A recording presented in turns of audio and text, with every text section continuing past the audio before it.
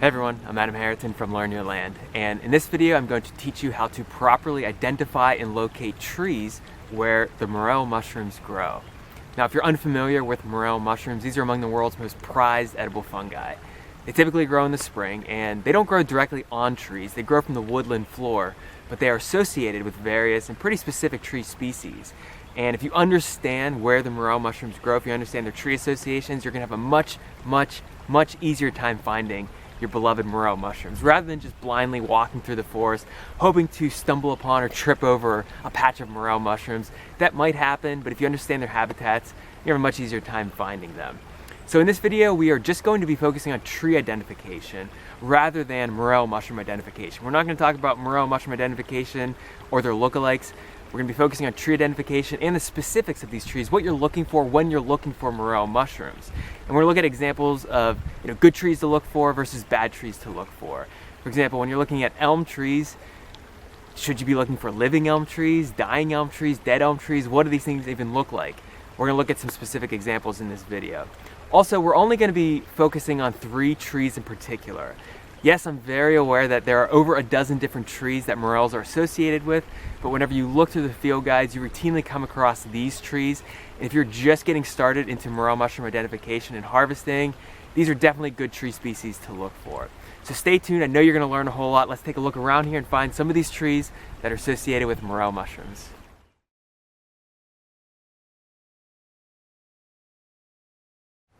So we're going to start with a tree that's probably associated with morel mushrooms more so than any other tree, at least here in the eastern United States. And this is the elm tree. Specifically, this one is an American elm tree, Ulmus americana. Now we're only going to focus on identification in the late winter, early spring months, because as you can see around me, hardly any of these trees have leaves on them. And whenever you're looking for morels this time of year, typically the leaves haven't appeared just yet whenever you're scouting out your sites. Also, whenever you can identify trees without their leaves, you're going to have a much easier time identifying them with their leaves. So we're just going to focus on the characteristics that are available to us this time of year. So the American elm, Ulmus americana, is one of our native elms in the eastern United States.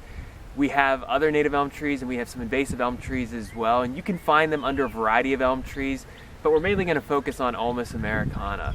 Now this is a rather large tree. It grows to be about 120 feet high, and it's typically vase-shaped as you get higher up to the tree, and with drooping branches as well. So not all trees have this vase shape. Many of them just droop completely. Many of them are very vertically oriented, but this one typically vase shaped, and that's very characteristic for the American elm tree. The bark of this tree is typically light brown grayish, and it's fissured vertically. Whenever I see this tree, sometimes I might confuse it for a maple tree because of these fissures and because of that lightish gray bark. But upon closer inspection, I'm able to tell that it is an American elm tree. The leaves of the elm tree aren't quite out right now because it's a little too early, and actually the flowers precede the leaves. If you look really closely at some of these trees, you'll see some of the flowers. We'll talk about that in a second. But luckily we can take a look around the base of this tree and find some of last year's dead leaves. So the elm trees are deciduous trees. They lose their leaves every fall. If you take a look around, you can find some of last year's dead leaves. These leaves are a little longer than they are wide. They're doubly sawtoothed around the margin, so you'll see many fine teeth. The top surface of the American elm tree is slightly smooth, whereas the top surface of the slippery elm, which is a close lookalike, is typically rougher. Regardless, you can find morel mushrooms under both of those trees. Now what's interesting about the American elm tree is that the base of the leaf, it doesn't really connect to the other side of the base. If you look really closely, you will see that it kind of stops short in both of these. That's very unique for the trees around here. If you find that the bases don't connect at the bottom of the leaf, you might have an American elm tree leaf. Now the habitat is very important because you just don't walk around the woods looking for elm trees specifically, because if you're high up on a ridge, you might not find a lot of elm trees, but if you're lower down, specifically near creeks and streams, moist, rich woodlands, then you might find your elm trees. And that's where I am right now. Whenever I shot that introduction, maybe you'll recall that there was a lot of water around me. So that was like a floodplain area. That's typically where you're going to find American elm trees, also slippery elm trees as well. Once you get higher up, higher and higher, up onto ridges. You will see some elm trees as well, but typically I'm finding them more on the slopes leading down to creeks and streams and along those floodplain areas. Also, there are a lot of springs around this area as well, so no surprise I'm finding a lot of these elm trees. So this is definitely a good place to look for elm trees and also the morel mushrooms associated with these elm trees. Now I'm right next to another American elm tree, not too far away from the first one that I was filming next to. And I want to briefly talk about two other defining characteristics to help you positively identify elm trees, specifically American elm trees. So notice these branches down low right here. This is a pretty tall tree. It's about, I would say, 70 feet tall, but you're still seeing branches farther down. Whenever I look at other trees around here, I'm not really seeing that. I can see cherry trees around here. There's a cherry tree right behind me. There's no branches coming out at the bottom of it. I can see some evergreen trees. You don't see a lot of branches coming down from the bottom of it, especially pine trees. Oak trees, same thing. You're not really seeing a lot of these branches. These are what's known as epicormic branches or water sprouts. And typically whenever I'm looking for elm trees, I'm seeing a lot of this, just branches popping out lower down in the trunk. Sometimes I'm seeing it all up and down the trunk as well. Honestly, I don't see this in a lot of field guides, this defining characteristic, and I'm not quite sure why this is going on right now here in Pennsylvania. But at least in the American elm trees case, whenever I look around, I'm seeing a lot of these branches. So if you find trees that you think are American elm trees and you're finding a lot of these little branches, a lot of these water sprouts sticking out all up and down the trunk, then you might have the American elm tree. Also, whenever you look at a cross section of the bark of the American elm tree, and this will help you differentiate between the American elm tree and the slippery elm tree, you will see that there are alternating layers of light and dark. It's almost like a whitish color and a buffish or pinkish color, layer upon layer upon layer. You'll only see this really in the American elm tree, not necessarily in the slippery elm tree. And it's typically in the older specimens. The younger ones are kind of harder to pry apart. You're not really going to see it in the dead specimens either. But at least to identify living elm trees, if you just pull away some of this bark and look at a cross section of it, you will see like a pinkish buffish layer and a white layer, almost like it's sandwiched. Another really defining feature for elm trees, and this is one that's very easy to pick apart just by walking around the woods, especially in moist, rich woodlands, is to look at the base of the tree. Notice that this tree is straight, then all of a sudden it flares out right here. And it does the same thing on the other side. Straight, and then it flares out right here. So it's almost tent-shaped at the bottom. This is what's known as buttressing. And you really see it with elm trees. I'd say in over 75% of the trees that you see, especially the older trees, not necessarily the younger trees, although you will see it, but as the tree matures, you really see that buttressing. You take a look around here at some of the other trees, like the cherry trees and the oak trees, you don't always see buttressing. I will occasionally see it in some red maple trees and pin oak trees as well, but in a lot of the American elm trees that I see, I do see buttressing right here. So that's another way to positively identify elm trees after going through all those other characteristics. Look for this buttressing at the base of the trees. So perhaps the most important piece of information you should know whenever looking for morel mushrooms under elm trees is that you want to look for the elm trees that are dying or they have recently died. So you don't want to really look under healthy elm trees. Those ones aren't too productive. Everything that I talked about up until this point in the video, those were healthy elm trees. All those images were healthy elm trees. But I did that first because you should know what healthy elm trees look like. You should know how to positively identify those because you're going to have a much easier time finding the dying and dead elm trees after you know what the healthy ones look like. This is a recently dead elm tree right here. It didn't die too long ago. How can I tell? It has most of its bark on here. How can I tell that it's dead? Well, there's a lot of dead parts to it. I don't see any buds. I don't see any flowers like I do on some of these other elm trees. And a lot of these things just break apart right here. Also, if you look at the bark, a lot of this bark is falling off and there are a lot of holes in this tree as well. It just peels right off.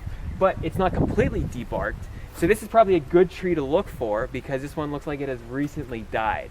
You don't really want to look under the elm trees that have been dead for years and years and years and years. Yes, you might find morel mushrooms under there, but I find that the ones that have recently died or the ones that are dying are more productive. So again, you don't really want to look where the healthy elm trees are. You want to look where the dying or dead elm trees are, especially the ones that have recently died. And look around what they call the drip line of the tree. So find out where the canopy is and basically walk around that canopy area. And don't be afraid to go outside that zone because you might find another elm tree that will be productive. And then you could just, add to that because that one's producing morel mushrooms. You might go over there. There's another dead one is producing as well. So don't just stick to one tree. You can kind of walk around in the areas where you do find elm trees, but specifically you're looking for the dying or dead elm trees. Here's another example of a dead elm tree, but this is probably one that won't be too productive when it comes to morel mushrooms. Why won't it be so productive? Well, this tree has been dead for a long time. How can I tell? The bark is almost completely removed in about 66% of this tree. There's some bark down here, and I can definitely tell it's an elm tree. It's got some of the buttressed root, but most of the bark is missing. And also, this was a younger tree as well. Typically, when you're looking for your morel mushrooms, you want trees that are older, but again, that have recently died or are dying. This one has been dead for years and years and years, and it is a smaller specimen. So I wouldn't really set up camp right here and just wait for the morel mushrooms to appear in this tree. I would keep looking around for other trees. Also, you can see it's been colonized by other fungi. I could see the armillaria rhizomorphs, there's honey mushroom rhizomorphs in this tree. So again, these are all signals that this tree has been dead for some time. It's probably not going to produce too many morel mushrooms, if any at all. So another tree I find a lot of morel mushrooms under would be this tree right behind me, and actually all these trees around here. They're all pretty much the same species, give or take a few of them. And this is the tulip tree, or tulip poplar tree, or yellow poplar tree. And the Latin name is Liriodendron tulipifera. This is an easy to identify tree because it's one of the tallest deciduous trees that we have here in the eastern United States. And it's one of the trees that doesn't really branch out until you get really high up into the tree. So this tree right here, with the exception of this little shoot that's sticking out right here, it doesn't really branch out until you get about 50 to 60 feet high in the air. Some other trees, you'll see it branch much lower. Elm trees will branch much lower. Another tree that we'll talk about in a little bit, apple trees, those will definitely branch out much lower. But with the tulip trees, they're typically tall and straight, and then they'll branch out when you get about 50, 60, sometimes 80 feet high. I'm going to show you an example of a very tall tree in a second that does branch out a little lower just because it's getting a lot of sunlight. But in their native habitats, you're typically going to see 60, 70 feet in the air. Then it's going to start to branch out. So the bark of this tree is slightly yellowish, and I believe that's why they call it the yellow poplar tree. Whenever I typically see shades of yellow or light grayish brown. It's got regular patterns of ridges and fissures. Now the leaves of this tree, the leaves are very unique. So they're simple and they're alternate. They're not opposite one another. They've got a few lobes on each side, but they don't really have a pointed terminal lobe at the very top, like you might see in a maple leaf. So sometimes they look like maple leaves, but if you see that it's kind of angled down or even flat at the top, it's probably a tulip tree leaf and not a maple leaf. The flowers are also very unique because they kind of look like tulip flowers. I believe that's why they call it the tulip poplar or the tulip tree.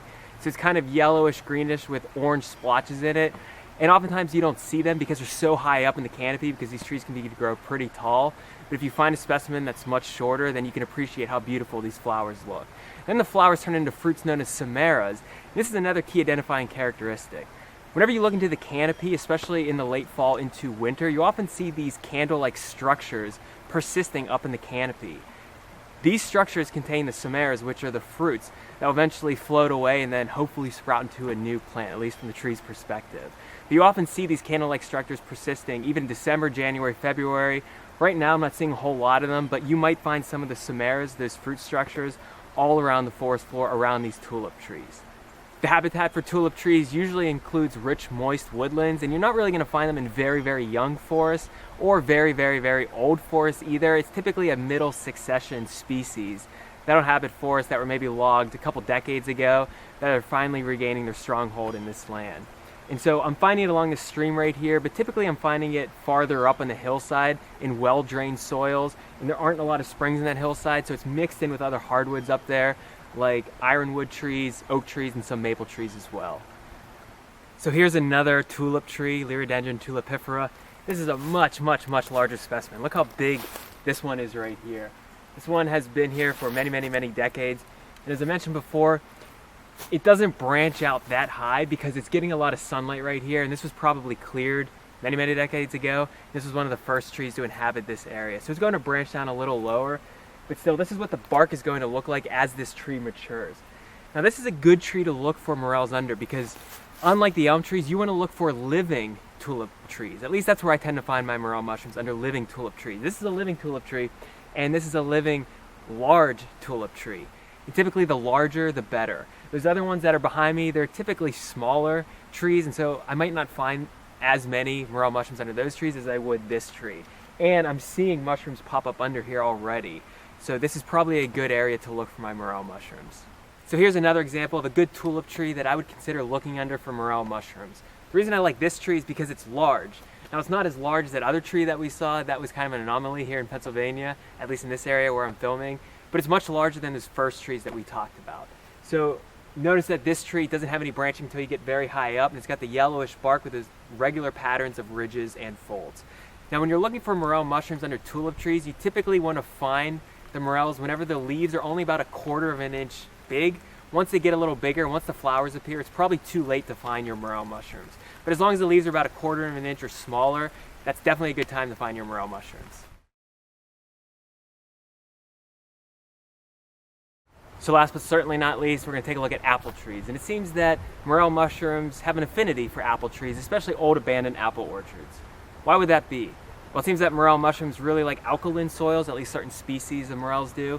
And throughout the 1900s, it was a common practice to apply liming agents to apple orchards in order to increase yield.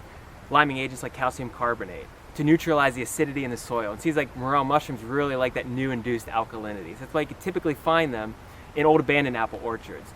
So this is an okay example of an older apple orchard. This is not in production today, but some of these trees are healthy, some of them are not so healthy. Those are good places to look. I'm going to show you a better example in a few minutes of one that has been allowed to revert back to woodlands. That's typically what you want to look for. We're not looking to raid fresh apple farms here. We're not trying to do that. We typically want to look in areas that used to be farmland that reverted back to woodlands. I know that many of you are familiar with apple trees, so we're only going to spend a few seconds talking about the identification characteristics. So apple trees belong to the genus Malus. Here in the eastern United States, we have several species. We have some domesticated species. We have some native crabapple species as well. You could typically find morels under both of those, both the domesticated apple trees and also some of the crabapple trees as well. So the bark is kind of rigid. It's not completely smooth. And these trees are not that large. So apple trees will grow to be about 40 feet high. You know, that's a good sized specimen. So you're not looking at trees to go too far beyond that. Sometimes it's going to be much smaller than that. I mean, these aren't much taller than maybe 30, 35 feet. So you're looking for medium-sized to smaller-sized trees. Again, the bark is slightly rigid. You can kind of peel some of those plates off. And some of the key identifying characteristics beyond that include a trunk that splits into several limbs. So if you look all around here, you will see that the trunk's right here, and then it just splits into many limbs relatively low down. Remember, in the tulip trees, those trunks go up really, really high, maybe 80 feet before it splits. This is splitting right around the height of my torso. Also, these limbs are not completely straight. They're not just shooting straight up or straight out, or they're not vase-shaped. They're gnarled branches and gnarled limbs. You could spot apple trees from far away because you're just looking for medium-sized trees that have all these gnarled limbs shooting out. The flowers are very fragrant. They're 5-petaled, 5-sepaled flowers, typically whitish, pinkish. They smell really good. And of course, we all know what apples look like. So if you're looking to positively identify apples, just come here in the fall, find the apples on the trees, and then remember that spot and then come back next year, as long as it is an older apple orchard, not really one in production. So this is an okay spot. You can see that nobody's really tending to this apple orchard. It's kind of run down. You may find morel mushrooms around here, but let's go take a look at another area that would be way more productive when it comes to morel mushrooms. Okay, so this is a much better area to find morel mushrooms associated with apple trees because this is an old abandoned apple orchard. Notice that it looks more like a wooded area compared to a fruit orchard. That's because it was an apple orchard that's been left abandoned, so other tree species are moving in. So how can I tell it's an old abandoned apple orchard? Well, one, I'm seeing older apple trees, especially ones that are dying or already dead, but I'm seeing another layer of trees in here as well. I'm seeing tulip poplar trees that are shooting beyond the apple trees, some maple trees and cherry trees that have moved in as well. So it's a very diverse ecosystem right here compared to just that grassy area that I talked about before. The first area that I showed you, that's pretty good. You might find some morel mushrooms there, but those trees are pretty healthy. What you're really looking for are the apple trees that are dead or that are dying, kind of like the elm trees as well. Look for the ones that are kind of living, but a lot of it's hacked off, or a lot of the bark is peeling, a lot of the limbs aren't producing any leaves or fruit. Those are the trees that you really want to scout out. Also, please be aware that whenever you're harvesting your morel mushrooms from old abandoned apple orchards, that there's a possibility of contamination by lead arsenate. So do some research on this. Throughout the 1900s, the USDA recommended that farmers apply lead arsenate as a pesticide to combat the codling moth in apple orchards. And so the lead and the arsenic is still in the soil, and research shows that morel mushrooms can't uptake those compounds. So do more research on that. If you really like old abandoned apple orchard morel mushrooms, I would definitely look into that a little further. If not, that's perfectly fine as well. Anyway, this is typically what you're looking for when you're looking for morel mushrooms associated with old abandoned apple orchards. Okay, so sometimes when you're filming it starts to rain, but we still roll with it anyway. We're gonna stop there with those 3 trees. We talked about dead and dying elm trees, we talked about living tulip trees, and we also talked about abandoned apple orchards. Those are 3 places to look. Now those aren't the only trees to look for morels. You want to look at other trees as well. Ash trees are typically good trees to look under, cherry trees, even pine trees you may find morel mushrooms under. And I know that you probably have a favorite tree that I didn't just mention right there. You're probably gonna be the first one to say, hey, it grows under this tree as well. I bet it does. I know you're not lying because I've seen morel mushrooms under all kinds of trees. I just wanted to point out some of the most common trees that you might find morel mushrooms under. Also, you probably have found morels under living elm trees. You've probably found morels under maybe apple orchards that are still very productive. And I know you're not lying because there are always exceptions. I just wanted to provide a brief overview of some things that you're going to look for whenever you're first starting out looking for your morel mushrooms. And I hope you learned something in this video. And if you have any input to add, definitely leave a comment down below so that others can hear about your experience and have a much easier time finding morel mushrooms on their own. Thanks so much for watching this video. I truly appreciate it. If you want to stay in touch, feel free to head on over to learnyourland.com, sign up for the email newsletter. You can follow me on social media at learnyourland and subscribe to my YouTube channel to stay up to date with all the videos that I plan on releasing. Thanks again, wishing you the best for a successful morel mushroom season.